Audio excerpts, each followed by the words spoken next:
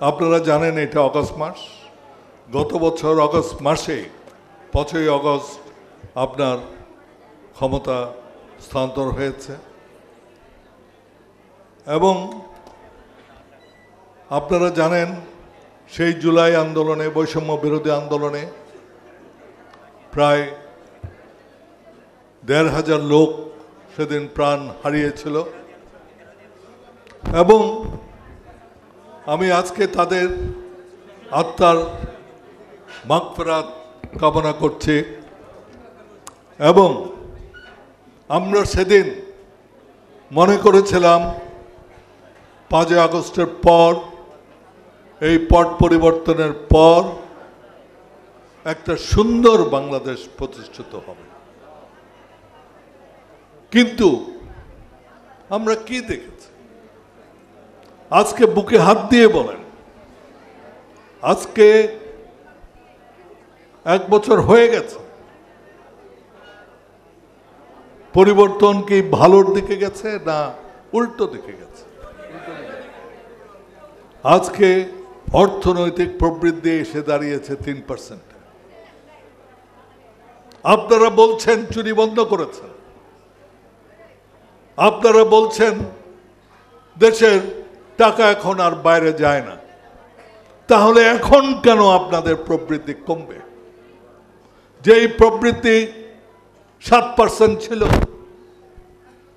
আজকে কেন আমাদের উন্নয়নের যেসব প্রোগ্রাম, সেই প্রোগ্রাম আমরা করতে পারছি না? গত কয়েক বছরে সর্বনিম্ন আপনার এডিপি বাস্তবায়িত হয়েছে, কেন? আজকে মাত্র কয়েকদিন আগে একজন জার্নালিস্ট, তাকে কুপিয়ে হত্যা করা হয়েছে। আজকে কিছুক্ষণ আগে আনোয়ার হোসেন মঞ্জু সাহেব বলে গেছেন যে দেশের বর্তমান যে আইন শৃঙ্খলা পরিস্থিতি, এইটা নিয়ে কোনো আশার দিক আমরা দেখছি না। আপনারা আজকে নির্বাচনের কথা বলছেন, সেই নির্বাচন আপনারা বলছেন, কিন্তু সেই নির্বাচন করার সেই পরিবেশ বাংলাদেশে বর্তমানে আছে। আপনারা যেখানে আইন শৃঙ্খলা ঠিক রাখতে পারছেন না, যেখানে মানুষের জীবনের নিরাপত্তা দিতে পারছেন না, সেখানে আমরা কিভাবে আশা করব একটা নির্বাচন হবে যেটা সকলের কাছে গ্রহণযোগ্য হবে, একটা নির্বাচন হবে যেটা সকলের কাছে নিরপেক্ষ, যেটা সকলে মনে করবে নিরপেক্ষ হয়েছে, একটা নির্বাচন যেটা গ্রহণযোগ্য, নিরপেক্ষ এবং স্বচ্ছ। এই নির্বাচন করার জন্য যে পরিবেশ, সেই পরিবেশের জন্য আজকে আমি সরকারকে বলবো, আপনারা এই সংস্কারের কথা বলছেন, সংস্কার আপনারা করতে পারবেন না, আপনারা দিক নির্দেশনা দিতে পারবেন, আপনারা একটা আন্ডারস্ট্যান্ডিং করতে পারবেন। এই সংস্কার কেবল আগামী পার্লামেন্টে করতে পারবে। এইটাই হচ্ছে আইন, দেশের বর্তমান আইন হচ্ছে। আপনি যদি কনস্টিটিউশন না রাখেন, সংবিধান না রাখেন, অ্যাব্রোগেট করে দেন, সেটা অন্য কথা, আপনি প্রক্লামেশন দিয়ে করেন, কিন্তু যতক্ষণ এই কনস্টিটিউশন আছে ততক্ষণ আপনি কোনো কিছু করতে পারবেন না। আপনি ওই পার্লামেন্টে করতে হবে। সেই পার্লামেন্টটা যদি নিরপেক্ষভাবে নির্বাচিত না হয়, তাহলে তো আমরা সঠিক সংস্কার আমরা করতে পারবো না। সেই নির্বাচনকে যদি আজকে নিরপেক্ষ করতে হয়, আমি মনে করি বিভক্তির রাজনীতি বাদ দিয়ে, বিভাজনের রাজনীতি বাদ দিয়ে আজকে সরকারকে, সবাইকে নিয়ে একসাথে বসতে হবে, কিভাবে আমরা একটা নিরপেক্ষ নির্বাচন করতে পারব। আপনারা নিরপেক্ষ নির্বাচন কিভাবে, এবং এর দায় দায়িত্ব কার? কারণ আজকে যেই সব চাঁদাবাজি হচ্ছে, লুটতরাজ হচ্ছে, দখলদারি হচ্ছে, এগুলো কারা করছে? করছে রাজনৈতিক দল সমর্থিত লোকজন। সুতরাং এই রাজনৈতিক দলগুলো আজকে একসাথে বসে ঠিক করতে হবে তারা এগুলো করবে না। তারা এই দখলদারি যারা করে তাদেরকে পার্টিতে রাখবে না, যারা খুন খারাপি করছে তাদেরকে পার্টিতে রাখবে না। আজকে আপনি দুর্নীতির কথা বলেন, এরশাদ সাহেবের দুর্নীতির কথা অনেকেই বলেছিল। আপনার 90 থেকে আমরা ক্ষমতা, আজকে 35 বছর, আজ পর্যন্ত কেউ দুর্নীতি প্রমাণ করতে পারেনি। আমরা ক্ষমতায় ছিলাম না, এখনো অনেক দুর্নীতি প্রমাণ হচ্ছে না, কিন্তু প্রমাণ হচ্ছে না কখন? যখন তারা ক্ষমতায় আসে। এক একটা সরকার চলে যায়, আপনার দুর্নীতির মামলা হয়, পরে তারা যখন ক্ষমতা আসেন সেগুলো চলে যায়। কিন্তু এরশাদ সাহেবের সেটা হয়নি। এরশাদ সাহেব ক্ষমতায় আসেননি। এরশাদ সাহেবকে মিথ্যা মামলা দিয়ে আপনার রাজনীতি করতে দেওয়া হয়। অনেকে আমাকে জিজ্ঞাসা করেন কেন জাতীয় পার্টি আজকে সামনের কাতারে নাই, কেন জাতীয় পার্টি আজকে দুর্বল? তার একটা প্রধান কারণ হচ্ছে যে, এবং যেটা কেউ বলতে চায় না, সেটা হচ্ছে যে এই এরশাদ সাহেবকে মামলা দিয়ে তাকে জেলে নিয়ে আপনার কোনোদিন তাকে সঠিক রাজনীতি করতে দেওয়া হয়নি। আমরা আরেকটা জিনিসের জন্য আমরা পার্টিকে শক্তিশালী করতে পারিনি, সেটা হচ্ছে অর্থনৈতিকভাবে। কারণ আমি বলতে পারি আজকে জাতীয় পার্টির এখানে কেউ নাই যার একটা ব্যাংক আছে, কেউ নাই যার একটা ইন্স্যুরেন্স কোম্পানি আছে, কেউ নাই যার একটা কর্পোরেট বডি আছে। কিন্তু ব্যাংক আমরা দিয়েছি, শুরু করেছি, ইন্স্যুরেন্স কোম্পানি আমরা দিয়েছি, বড় বড় বিজনেস হাউস যেগুলো হয়েছে সেগুলো কিন্তু আমাদের সময়। কিন্তু আমাদের পার্টির কেউ সেইটা নেয় নাই। এই কথা অন্য দুই পার্টি বলতে পারবে না। আজকে ব্যাংক কাদের? হয়তো বিএনপি, না হয় আওয়ামী লীগের, না হয় জামাতের। এই তিন বড় পার্টির আজকে ব্যাংক বলেন, ইন্স্যুরেন্স বলেন, বড় বড় বিজনেস হাউস বলেন, এগুলো কিন্তু তাদের। জাতীয় পার্টির নাই। জাতীয় পার্টি 9 বছর ক্ষমতায় ছিল একটানা, কিন্তু জাতীয় পার্টি, সেই জন্য আমি বলি আমাদের মানুষের কাছে বলার অনেক কিছু আছে। আজকে এই কাউন্সিল কেন হয়েছে? কেন আজকে আমরা চেয়ারম্যান এই কাউন্সিলে আসেন নাই? আমি তো মনে প্রাণে চেয়েছিলাম এবং তাকে অনুরোধ করেছিলাম, আপনি কাউন্সিল করেন, আপনি কাউন্সিল করেন। আপনার 28 জুন আপনি বলেছিলেন আপনি কাউন্সিল করবেন। কাউন্সিল যদি করার ইচ্ছা থাকতো তাহলে আজকে এইভাবেও তো কাউন্সিল করা যেত। কিন্তু তিনি যখন বুঝেছেন আমরা প্রতিদ্বন্দ্বিতা করব, যেটা আমার পার্টির একজন সদস্য হিসেবে আমার অধিকার, তিনি আর কাউন্সিল করলেন না। তিনি মনে করেছেন আজকেও যদি এখানে আসতেন আমরা সম্মানে ওই চেয়ারম্যানের চেয়ারে বসাতাম। আমি আজকে আরেকটা ঘোষণা দিচ্ছি, যেই চেয়ারম্যান হবে এখানে তার কাছে আমরা আশা করব যেই সব নেতৃবৃন্দ বিভিন্ন কারণে আজকে কাউন্সিলে যোগ দিতে পারেননি,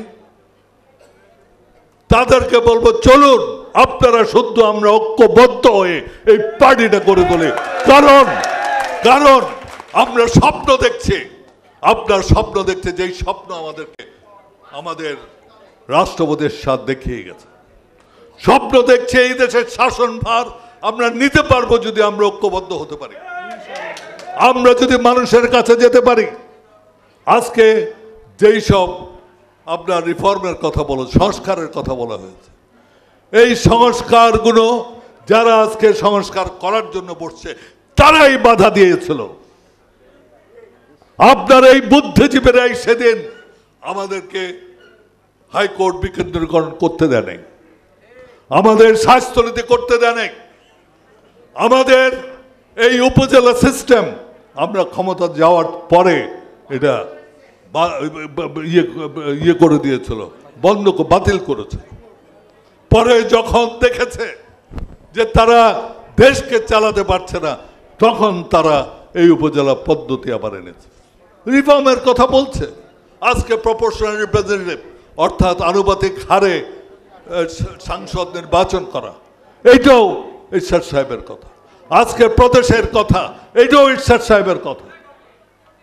আজকে ৩৫ বছর পরে আপনারা রিয়েলাইজ করছেন, আপনারা অনুধাবন করছেন যে এই সব জিনিস করতে হবে।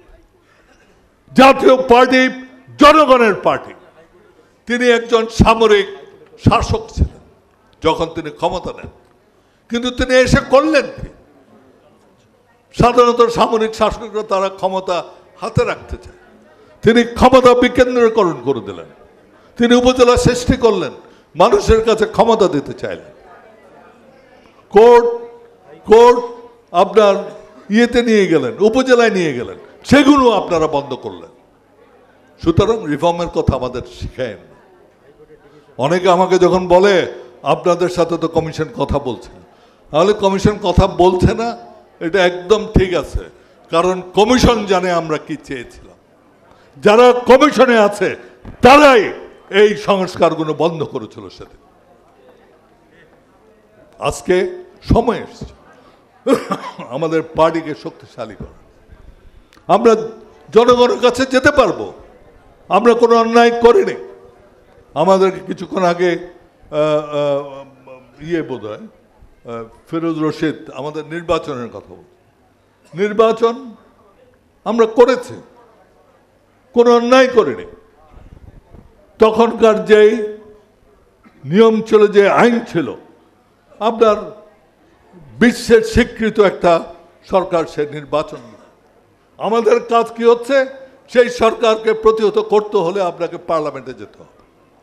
আমরা তো বিপ্লবী পার্টি নই, তারপরেও আজকে ফিরোজ রশিদ যে কথা বলেছে আমি তার সাথে এক সুরে বলবো, হ্যাঁ, তারপরেও যদি জনগণ মনে করে আমরা কোনো অন্যায় করেছি, নিঃশর্তভাবে আমরা ক্ষমা চাচ্ছি।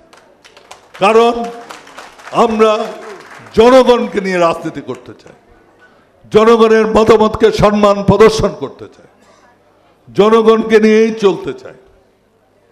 আমরা এইটা বলবো না যে আমি যেটা বুঝি সেটাই ভালো, আপনারা যেটা বুঝেন সেটা খারাপ, সেটা আমি বলবো।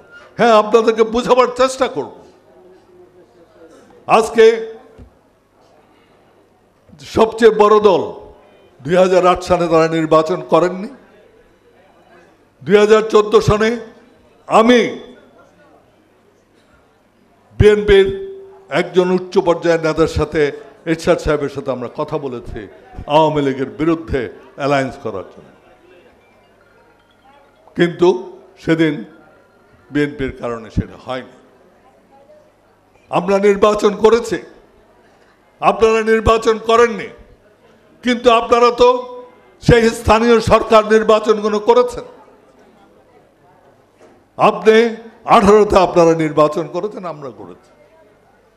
আপনাদের সাথে আমাদের পার্থক্য কোথায়? আপনারা এমনকি এই কিছুদিন আগে যে নির্বাচনগুলো হয়েছে মেয়রের, সেই মেয়রের নির্বাচনের আপনারা বৈধতা দিতে চাচ্ছেন এবং বৈধতা দিয়েছেন চট্টগ্রামে। তো সুতরাং এইটার জন্য আপনারা আন্দোলন করছেন যে ওই নির্বাচনকে বৈধতা দাও। এই সব বিরোধিতা রাজনীতি থেকে আমাদের সরে আসতে হবে। আমরা আমাদের পার্টি আমরা মনে করি এবং আমাদের মধ্যে কথা হয়েছে, আমাদের মধ্যে যে কথা হয়েছে সেটা হচ্ছে যে আমরা প্রথমে পার্টি ঐক্যবদ্ধ করতে চাই। আমরা ২০-এর ১ ক ধারা যেটা নিয়ে সমস্ত অকর্ম হয়েছে, সেই দুষ্কর্ম অকর্ম যাই বলেন সেগুলো আমরা বাতিল করতে চাই। এবং আজকে কাউন্সিলে আপনাদের এইটাকে গ্রহণ করার জন্য আমি অনুরোধ করব।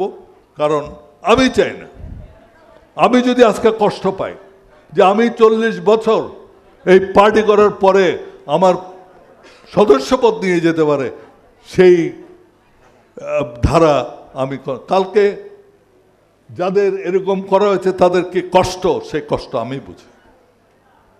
এখানে যারা বসে আছে তাদের অনেকেই বুঝেন, এবং সেই জন্য আমরা সেই ধারা সম্পূর্ণ বাদ দিয়ে দিচ্ছি। এখন থেকে কাউকেও কোনো কারণ দর্শানো ছাড়া বা অভিযোগ ছাড়া, তাও সভাপতি নিজে করতে পারবেন না, সেটাও আমাদের একটা কমিটি প্রেসিডিয়ামের ইয়ে লাগবে, সম্মতি লাগবে। আমরা পার্টিটাকে গণতান্ত্রিক করতে চাই, কোনো এক ব্যক্তির বিজনেস হাউস বানাতে চাই না, কোনো এক ব্যক্তির বিজনেস হাউস হবে না। এখানে ফাইন্যান্সিয়াল আমাদের অর্থনৈতিক স্বচ্ছতা 100% থাকতে হবে, কারণ পার্টির লোকজন, এই পার্টির যারা সদস্য আছে তারা এইটার মালিক, আমাদের সদস্যরা এই পার্টির মালিক। সুতরাং এর অর্থনৈতিক যেই সব জিনিস আছে সেগুলো সম্পূর্ণভাবে স্বচ্ছ থাকতে হবে। যদি সেগুলো স্বচ্ছ না থাকে, আমি যদি আমার পার্টিতে স্বচ্ছতা আনতে না পারি, আমার পার্টিতে যদি স্বচ্ছতা না থাকে, তাহলে আমি কোনোদিন দেশে আমি যদি ক্ষমতা পাই আমি স্বচ্ছতা দিতে পারবো না। সুতরাং চলুন, এখানে আনোয়ার হোসেন মঞ্জু সাহেব আছেন, তার কাছে আমার আবেদন, আমরা আপনাকে আজকে এখানে প্রধান অতিথি হিসেবে এনেছি। প্লিজ আসতে, আপনারা এখানে আপনাকে আজকে প্রধান অতিথি হিসেবে এনেছে, এবং আপনি দেখেছেন এই জাতীয় পার্টির প্রত্যেকটা মানুষ আপনাকে কিভাবে সম্মান করে, আপনাকে কিভাবে দেখে, এবং আমরা আপনাকে ভবিষ্যতে অতিথি হিসেবে আনতে চাই না। আমরা চাই আমাদের একজন নেতা হিসেবে। এটা আপনার উপর, এটা সম্পূর্ণ সিদ্ধান্ত আপনার, কিন্তু এইটা আমাদের মনের কথা। আমার এখানে জাতীয় পার্টির যারা আছে তাদের প্রত্যেকেরই কথা, কারণ আপনি নিজে শুনেছেন কিভাবে মানুষ আপনাকে ভালোবাসে, আপনাকে শ্রদ্ধা করে। সুতরাং আমরা আশা করি আপনি আমাদের সাথে আসবেন। আরেকটা কথা আমি বলে যাই, সেটা হচ্ছে যে আমরা আদর্শিক রাজনীতি করতে চাই। আমরা আদর্শিক রাজনীতি করতে চাই। এই আদর্শিক রাজনীতি করতে যেয়ে যদি আমরা ক্ষমতার আশেপাশে যেতে না পারি, কোনো দুঃখ নাই, অন্ততপক্ষে মনে একটা সান্ত্বনা থাকবে যে আমরা আদর্শের জন্য লড়াই করেছি।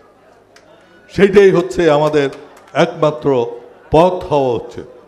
এবং আমি মনে করি, চলুন, এরশাদ সাহেব যে কাজগুলো করেছেন এগুলো চিন্তা করা যায় না, আমরা আসলে কখনো এগুলো নিয়ে আলোচনা করি না।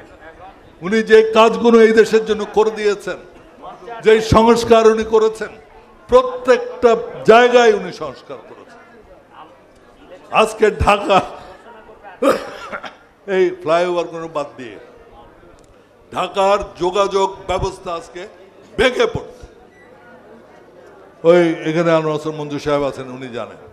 সুতরাং আমাদের অনেক কিছু বলার আছে লোকের কাছে যাওয়ার আগে, কিন্তু সেগুলো যাওয়ার আগে আমাদের নিজেদেরকে শক্তিশালী হতে হবে, নিজেদের পার্টিকে শক্তিশালী করতে হবে, নিজেদের পার্টিকে ঐক্যবদ্ধ করতে হবে।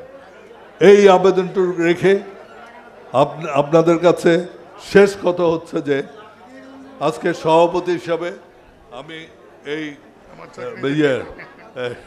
সভা এখানে শেষ, সাথে সাথে আমাদের যে কমিটি আছে, সেই কেন্দ্রীয় কমিটি, নির্বাহী কমিটি যেটা আছে, সেটাকে ডিসলভ করা হলো, এবং দ্বিতীয় অধিবেশনে আমরা আমাদের নতুন কমিটি আপনাদের সমর্থনে যাকে আপনারা নির্বাচিত করেন তাদের আমরা নির্বাচিত করতে চাই। ধন্যবাদ সকলকে, এবং আশা করব এটা বক্তব্যের মধ্যে যেন শেষ না হয়, আমরা যেন সত্যি অন্তর দিয়ে আমাদের পার্টিটা করি। ধন্যবাদ। আসসালামু আলাইকুম।